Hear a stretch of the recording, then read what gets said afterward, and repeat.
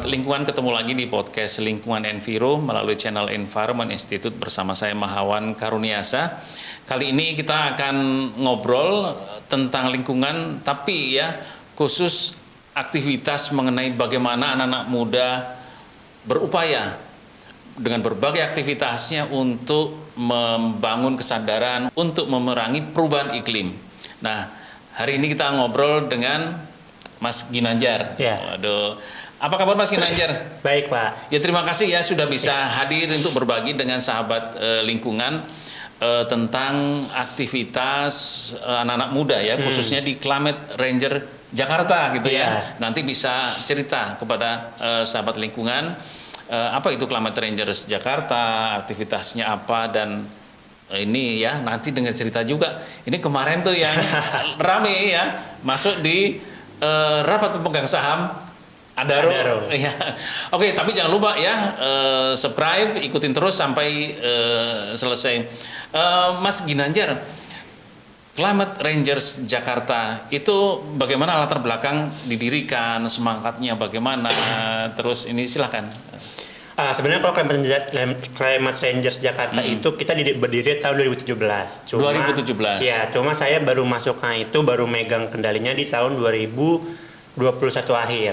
2021. Nah, di situ 2017 ini kan waktu dulu masih mini banget gerakan-gerakan iklim, edukasi aktivitasnya iklim, masih terbatas. Aktivitas iklim itu masih mini banget di Indonesia, belum masuk. Paling cuma isu-isu lingkungannya yang nggak berhubungan sama iklim biasanya kan. Kita awalnya justru masuk iklim, Pak. Kita melihatnya di Indonesia itu awalnya yang kebanyakannya lingkungan aja. Ya, betul. Nah, terus ada sekelompok orang, ini dia ikut trainingnya 350. Itu ada NGO 350.org, dan akhirnya ya udah kita bikin yuk Climate Rangers karena kita lihat masih belum ada nih komunitas anak muda yang ngomongin soal isu perubahan iklim. Betul.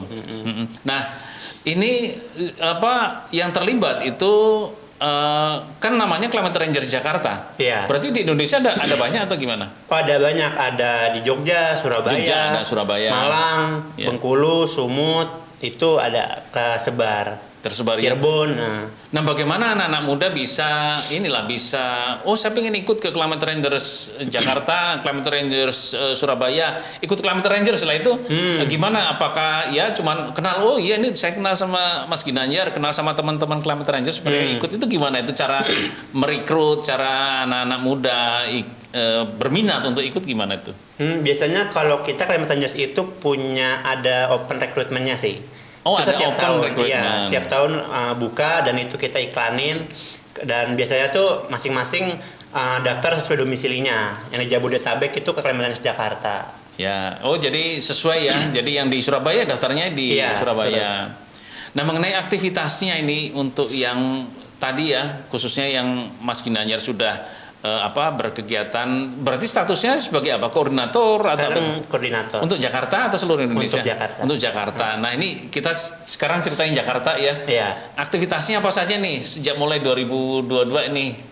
2021 ya. 2021 ya, kalau saya 2021 kita udah ngelakuin banyak banget ya. Yang pertama yang pasti ada aksi-aksi, kita bikin kampanye-kampanye kreatif. Waktu itu kita pernah nargetin Bank BNI, jadi kita minta bank itu untuk nggak mau jangan dana energi fosil. Terus kita juga ikut di kampanye pencemaran udara, ikut Global Climate Strike. Yang poin pentingnya itu biasanya kita kampanyenya itu dikemas semenarik mungkin, dan ide sefresh mungkin. Jadi kita targetnya itu biasanya amplifikasi media. Karena saya sering tuh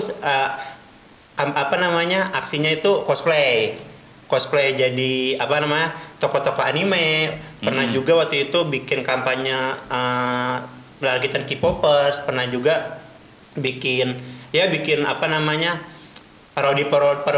parodi lah. Dari situ kita biar pesannya itu tersampaikan secara masif gitu. Jadi nggak cuma turun ke jalan rame-rame orasi gitu. Biasanya kita explore cara-cara macam-macam, dan bahkan kemarin kita juga ada kampanyenya via film ya yang baru rilis, itu ngebahas terkait sampah plastik. One Love kemarin itu ya. One Love. Nah, selain kampanye kita juga bikin tulisan, bikin riset. Kemarin kita bikin tulisan terkait tantangan dan peluang dari RUU energi baru dan energi terbarukan, RUU EBET. Dan selain itu, selain tadi kan kebijakan semua nih ke atas, Betul. kita juga ada kampanye horizontal lah. Jadi ke masyarakat kita pernah ngadain edukasi iklim di panti asuhan, pernah di SD, SMP, SMA itu udah pernah semua.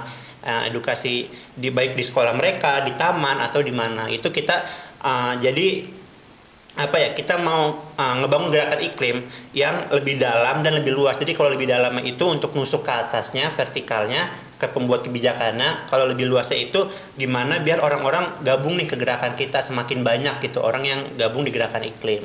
Oke, keren banget. Jadi fokus kegiatan adalah itu tadi ya, terkait kebijakan yang mau diintervensi, ada yang kurang tepat untuk lingkungan, untuk perubahan iklim itu dilawan gitu ya. Iya. Nah kemudian untuk membangun kesadaran itu horizontal ya. Iya. Masyarakat semakin banyak yang sadar perlunya mitigasi, perlunya Iya. adaptasi perubahan iklim ya, keren banget. Nah terus di jalan itu sangat menarik. Kira-kira apa nih tantangannya pada saat turun ke jalan?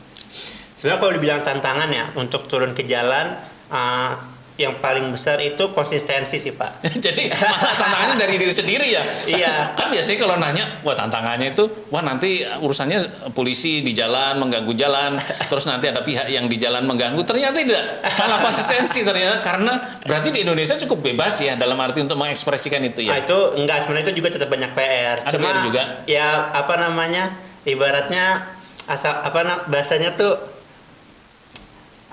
asam dan garam kehidupan udah dilalui. Saya pernah Iya, Pak betul. sampai diseret ke Polda Metro. Oke, iya, iya. Waktu masih zaman BEM UI, tapi Iya, maksudnya betul. ya udah itu kita anggap resiko gerakan dan Betul. itu bukan sesuatu yang sepatutnya mematikan. Itu kan mereka ngelakuin itu untuk ibaratnya membungkam kita kan. Tapi ya kita maju terus gitu, karena nggak bisa, kalau ibaratnya kalau kita diemin itu bakal lebih parah lagi. Tidak ada yang ngomong nanti kalau diem. Iya, nggak ada yang ngomong Iya. kalau diam. Nah, jadi Iya. makanya jadi konsistensi kan, kalau kita lihat gerakan-gerakan ya itu kan naik turun ya, kadang Iya. ramai, kadang sepi. Betul. Kadang ramai, kadang sepi. Iya. Dan ya itu yang perlu dirawat, karena ada mental juga teman-teman yang bergerak kan, kadang-kadang ada yang bertanya-tanya kan, kayak oh ini sebenarnya kita bisa nggak sih menang, sebenarnya yang kita lakuin ini berpengaruh nggak sih, ada dampaknya nggak sih, itu kan banyak pasti ada pikiran-pikiran kayak gitu. Ya. Tapi di sini kita selalu percaya kalau misalkan gerakan itu pasti menang. Kalau kita ada pegangannya itu ada riset Harvard yang di situ di situ nge-state bahwa secara statistik historis nggak ada suatu kebijakan atau suatu kekuasaan yang tahan dari gerakan yang dilakukan secara terus-menerus oleh 3,5% populasi. Jadi kalau ditanya kapan menang, kita tuh butuh 3,5% populasi. Itu kan sebenarnya dikit ya. Generasi Z aja 25% gitu. Generasi Z kita yang mahasiswa seumuran saya itu 25%. Nah, tapi kan itu gimana caranya biar 3,5% itu gerak bareng gitu. Kayak kita percaya anak muda itu kan banyak, kekuatan kita besar, tapi nggak terorganisir aja. Nah, untuk mengorganisir itu kan pasti gerakan besar itu lahir dari gerakan-gerakan kecil. Titik-titik kecil untuk memantik api yang besar kayak gitu. Makanya itu yang akhirnya kita yang ibaratnya jadi bahan bakar kita lah untuk bergerak terus. Jadi sebenarnya yang menarik adalah tantangannya ada konsistensi ya. Iya. Jadi dari internal sendiri, dan itu saya kira sangat bagus, dan tentu saja kalau bukan anak muda siapa lagi gitu ya, Iya. kan punya masa depan untuk hal yang penting. Nah, kemudian Mas Ginanjar, kemarin gitu kan kita mendengar itu ya, aktif ya, aktivis, teman-teman aktivis masuk di rapat pemegang saham Adaro nih, bisa sedikit berbagi nih. Pasti pada yang penasaran nih, ini juga yang ada masuk gambarnya itu ya, salah satunya Mas Ginanjar, silakan itu. Di situ latar belakangnya ini sih, kita kan ngelihat rencana bisnisnya Adaro, mereka itu mau bangun aluminium smelter, yang mana implikasinya itu mereka bakal bikin PLTU baru, PLTU kaptif. Sementara hasil risetnya kan itu menunjukkan kalau untuk menjaga kenaikan suhu di bawah 1,5 derajat Celcius itu kita udah nggak boleh bikin PLTU baru sejak tahun 2021. Itu riset tahun 2021. Sekarang kita 2023 masih bikin PLTU baru, apalagi PLTU-nya PLTU captive, yang artinya itu cuma buat industri, itu listriknya tuh buat dia sendiri bikin PLTU-nya. Nah, makanya kan kita tolak, apalagi itu kan bertentangan ya sama rencana transisi energi pemerintah. Kayak kemarin di G20 ada pendanaannya untuk pensiun dini PLTU. Kan ini kan nggak masuk akal kalau jadi ada nih pensiun diniin tapi ada nih bangun baru. Itu kan sangat bertentangan ya. Makanya di sini ya udah kita perlu sesuatu, kita perlu menyampaikan ini agar didengar gitu. Terutama dia kan perusahaan ya, bukan kayak kantor pemerintah kan biasa tuh di demo, perusahaan kan enggak, dan itu momentumnya kayak ini mereka pasti nggak antisipasi nih. Nah ya udah kita langsung aja di RUPS kan semua direktur komisaris kan datang tuh, ya udah di situ kita sampaikan aspirasi menolak pembangunan PLTU baru gitu. Jadi itu ya sejarahnya ya gitu ya. Iya. Kenapa melakukan upaya itu, intinya bahwa mengingatkan ya setidaknya berbagai pihak waktu itu di rapat pemegang saham bahwa sudah ada agenda nasional, agenda global bahwa kita harus berubah dari energi yang kotor berbasis fosil fuel ke energi yang baru terbarukan, harus konsisten di situ. Iya. Yang penting kan itu ya. Iya. Harus konsisten, dan anak-anak muda harus menjaga itu. Jangan sampai tidak konsisten dan jadi dipagerin sama anak-anak muda ya. Iya. Oke, asik banget. Tetapi bagaimana yang kampanye advokasi yang sifatnya horizontal tadi? Itu punya tantangan nggak? Kalau urusan-urusan perubahan iklim, jangankan yang perubahan iklim yang urusan jangka panjang itu ya. Iya. Yang jangka pendek saja masyarakat kan masih buang sampah aja masih sembarangan itu.